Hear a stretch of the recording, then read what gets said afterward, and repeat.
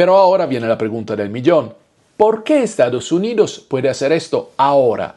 ¿Por qué no lo hizo hace 10 años o hace 20 años? La respuesta está en 3 palabras: gas de esquisto o en inglés shale gas. Déjenme explicarles algo que cambió las reglas del juego completamente. Durante casi todo el siglo XX, Estados Unidos dependía del petróleo extranjero. Importaba millones de barriles de Venezuela, de Arabia Saudita, de México. No podía darse el lujo de enemistarse con los países productores porque los necesitaba. Pero entonces llegó la revolución del fracking. A mediados de los años 2000, Estados Unidos empezó a extraer petróleo y gas de formaciones rocosas que antes eran imposibles de explotar. Y esto cambió todo. Según datos de la Administración de Información Energética de Estados Unidos para el año 2018, el país se convirtió en el mayor productor de petróleo del mundo. Sí. Escucharon bien, mayor que Arabia Saudita, mayor que Rusia, mayor que Venezuela. Y en 2019, por primera vez en 75 años, Estados Unidos exportaba más petróleo del que importaba. ¿Entienden lo que esto significa? Estados Unidos ya no necesita el petróleo venezolano, cero, nada. Por eso Trump puede permitirse estrangular económicamente a Maduro sin preocuparse por el precio de la gasolina en Texas. De hecho, según analistas energéticos, si Venezuela dejara de exportar petróleo mañana, el impacto en el mercado global sería marginal, porque Estados Unidos podría compensar ese vacío con su producción de shale.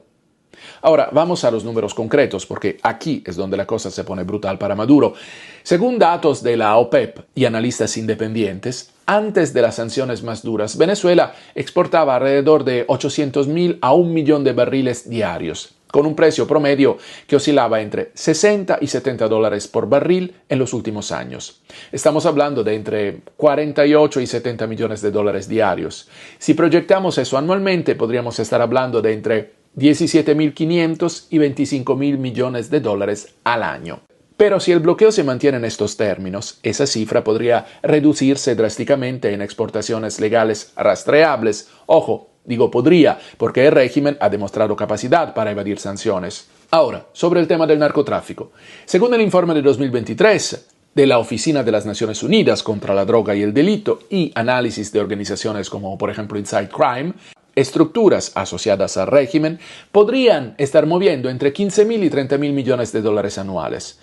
Es un rango amplio porque, como se imaginarán, no hay facturas en el negocio de la droga. Con las operaciones militares de Estados Unidos en el Caribe, algunos analistas de seguridad estiman que la capacidad de movimiento de drogas podría haberse reducido entre un 25 y un 40%.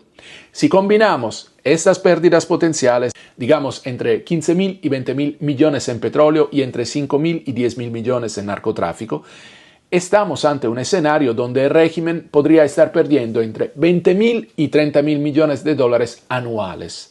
Para dimensionar esto, según cifras oficiales venezolanas, el presupuesto nacional de 2024 rondaba los 15.000 millones de dólares. Es decir, las pérdidas potenciales duplican todo el dinero que el gobierno maneja oficialmente en un año.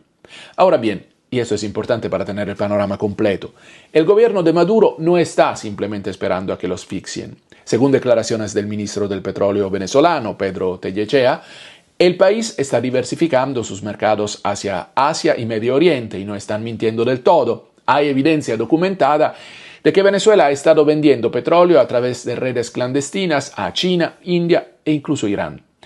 De hecho, según reportes de Reuters y Bloomberg, buques con transponders apagados, o sea, sistemas de rastreo desactivados, han estado transportando crudo venezolano hacia refinerías chinas. Hablamos de operaciones de ship to ship, donde el petróleo se transfiere de un barco a otro en alta mar para evitar detección. Y aquí está el tema. China tiene un interés estratégico en Venezuela. Según estimaciones de varias consultoras energéticas, Pekín ha prestado a Venezuela más de 60.000 millones de dólares desde 2007, la mayoría pagaderos en petróleo, así que a China le conviene que Venezuela siga operando. Rusia también está en el juego. Según información de la propia Rosneft y declaraciones de funcionarios rusos, Moscú ha proporcionado asistencia técnica para mantener operativa la infraestructura petrolera venezolana, que está bastante deteriorada, y luego está Irán. Los dos países están bajo sanciones estadounidenses, así que han creado lo que algunos analistas llaman un eje de evasión de sanciones. Intercambian tecnología, comparten rutas marítimas, se cubren mutuamente. Entonces, cuando Trump dice que ha cerrado todas las fuentes de ingreso de Maduro, la realidad es más matizada. Sí, ha cerrado las rutas tradicionales y legales, pero el régimen venezolano ha demostrado ser resiliente o, si prefieren, experto en operar en la ilegalidad.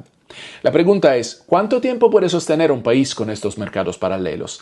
Porque una cosa es vender petróleo en el mercado abierto a precio completo y otra, muy distinta, es venderlo con descuentos masivos a compradores que te hacen el favor de arriesgarse. Según analistas de la industria petrolera, Venezuela probablemente está vendiendo su crudo con descuentos de entre 20 y 40% respecto al precio del mercado.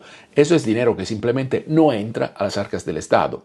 Y aquí es donde la cosa se pone seria, porque Trump no solo está bloqueando petroleros, está desplegando una fuerza militar que no se veía en el Caribe desde la Guerra Fría. Según anuncios oficiales del Departamento de Defensa, hablamos de 15.000 efectivos militares desplegados en la región.